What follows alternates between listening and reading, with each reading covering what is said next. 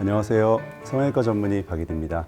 오늘은 좀 아주 특별한 시간을 마련했습니다. 우리 정신건강의학과 양재영 원장님 모시고 평소에 제가 환자를 보면서 궁금했던 점이나 고민스러웠던 점들 서로 자세히 이야기해보고 좋은 방법을 찾기 위해서 양재영 원장님을 모셨습니다. 네, 정신과사 양재용입니다. 평소에 알고 있었던 그 친한 동생이 좋은 성형외과 원장님이 계신데 만나 뵈러 오시면 좋겠다 그래서 박일 원장님을 이렇게 뵈려고 오게 됐습니다.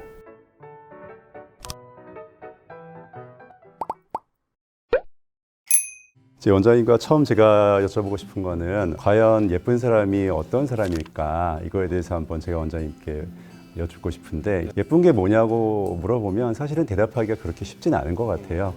진화 심리학적인 이론이라고 표현을 하는데 예전 시대라고 생각을 하면 아무래도 배가 나온 남자보다는 복근이 있는 근육질의 남자가 훨씬 더 건강하고 또 여자도 반대로 곡선이 좀 있는 분들이 더 건강하고 또 출산, 아기도 잘 낳고 있을 수 있어서 건강과 연관이 되어 있는 것을 우리가 선호하는 형질이 됐고 그것 때문에 그것을 우리가 아름답다고 느낀다. 저는 그게 웬만큼 맞다고 생각을 하고 성형외과적으로도 요즘 이제 제가 하는 거랑 대입을 해보면 눈이 이렇게 피부가 많이 처져 있어 나이가 들어 보이고 피곤해 보이는 것보다는 쌍꺼풀이 작게라도 있으면서 눈이 커 보이고 시원해 보이면 확실하게 젊어 보이고 밝아 보이고 더 건강해 보이는 그런 외모에 가깝다고 할 수가 있거든요. 일단 원장님 말씀에 적극 동의하고요. 정신과는 조금 그런 것 같아요. 마찬가지로 이제 생존과 번식에 유리할 수 있는 내적인 어떤 포인트인데 좀 주도적인 사람, 주도적이라는 게 남들을 자기 마음대로 하려고 한다거나 이런 게 아니라 자기 인생의 어떤 주체성이 있는 사람들, 선택을 함에 있어서 어떤 내 인생의 어떤 방향성을 결정함에 있어서 누군가한테 의존하거나 누군가의 기대에 부응하거나 이런 식으로 흘러가는 게 아니라 난 이렇게 이런 쪽으로 가고 싶어 이런 게 명확한 사람들, 그리고 그걸 선택하고 실제 실행에 옮기고 그 행동의 결과물을 책임지려고 하는 사람들이 굉장히 아름답다라고 느끼고요. 또 하나는 자기가 주어진 어떤 일, 자기가 하고 있는 어떤 일이라든지 아니면 어떤 상황이라든지 어쨌든 내가 처한 환경 자체를 굉장히 만족해하는 분들이 있어요. 그런 분들을 보면 굉장히 또 아름답다라는 생각이 들어요. 그래서 두 가지 다시 말씀드리면 진취적이어서 어쨌든 주도적이어서 내 인생에 내가 개척해 나가는데 그 과정의 선택과 책임을 반복해서 할 수 있는 사람과 또 하나는 그 과정에서 어쨌든 간에 자기 지금 현실을 만족해하는 사람, 그 사람들이 전 아름답다라고 생각합니다. 그럼 원장님, 사람들이 왜 성형을 하려고 할까요? 드라마틱한 변화를 가져다 줄 수 있는 거죠.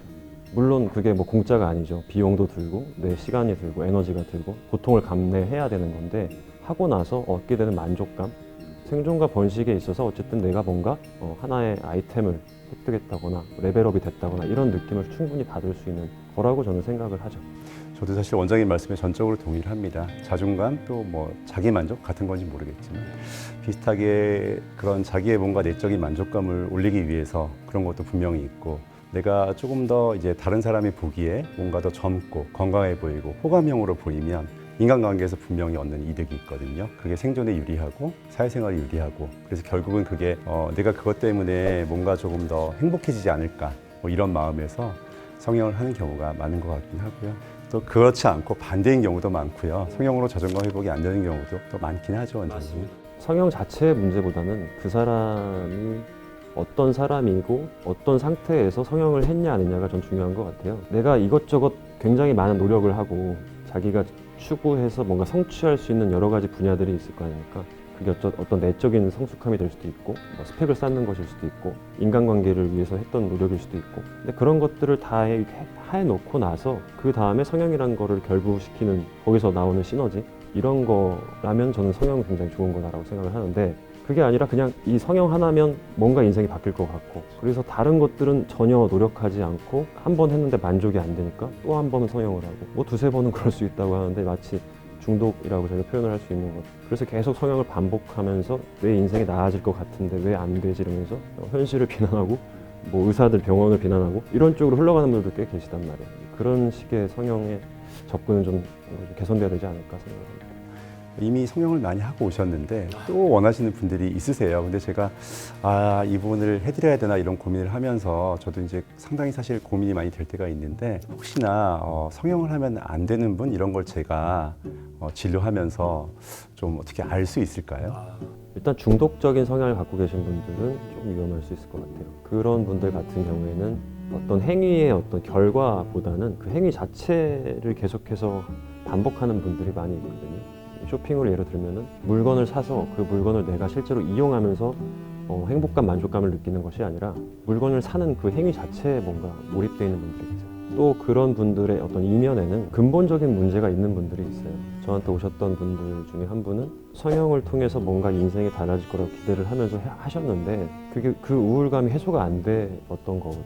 그리고 그 우울감은 어린 시절로 거슬러 올라가 보니까 본인의 어떤 학업이라든지 뭐 진로라든지 배우자 선택이라든지 이 과정에서 본인이 원해서 했던 선택이 없었던 거예요. 부모의 어떤 기대라든지 주변의 어떤 강요라든지 그런 것들을 따라서 뭔가 수동적으로 인생을 살아가다가 어느 순간 이 사람이 자아가 좀 커지면서 자기 인생이 뭔가 되게 잘못됐다라는 순간이 온 거거든요. 근데 그거를 자꾸 주변 사람들과 비교해서 저 친구는 행복해 보이는데 저렇게 예쁘기 때문이겠지? 이런 식으로 자꾸 다르게 해석하고 다르게 접근을 하다 보니까 성형 하나로 이제 문제를 해결하려고 했던 분들이 있어요. 그래서 원장님께 제가 드리고 싶은 말씀은 중독적인 성향이 있으신 분들 여기에 너무 큰 기대를 걸고 있는 듯한 느낌이 드시다면 심리 상담을 받아보는 걸 권고하시는 게 좋지 않을까 싶습니다. 저는 뭐 원장님 말씀하신 것처럼 이게 깊은 심리에 뭐가 들어있는지까지는 사실은 알 수는 없지만 뭔가 성형으로 해결이 안 될 것 같다는 느낌을 받는 분이 가끔 있거든요. 그런데 이제 현실적으로 이분한테 정신건강의학과 상담을 좀 받아보세요라고 말하기에는 더 환자분들이 받아들이지 않으실 것 같은 나는 그게 문제가 아니고 이것 때문인 것 같은데라고 해서 제가 그걸 이해시키기가 상당히 사실 힘든 게 있긴 하거든요. 같이 가야 되는 부분이구나라는 생각이 듭니다. 성형외과에서 그렇게 얘기를 하시는 것이 이제는 조금은 덜 이상한, 덜 거부감이 생길 수 있는 그런 시대로 가고 있다고 생각을 하거든요. 같이 이거를 밸런스 있게 좀 가시면 어떻겠냐라는 식으로 좀 코칭을 해주시면 저는 좀 더 좋지 않을까 생각합니다. 그거를 못하면 굉장히 마음이 막 불안해진다. 그러면 이제 비슷한 수준의 성형을 했을 때 더 이상 만족이 안 돼서 더 이제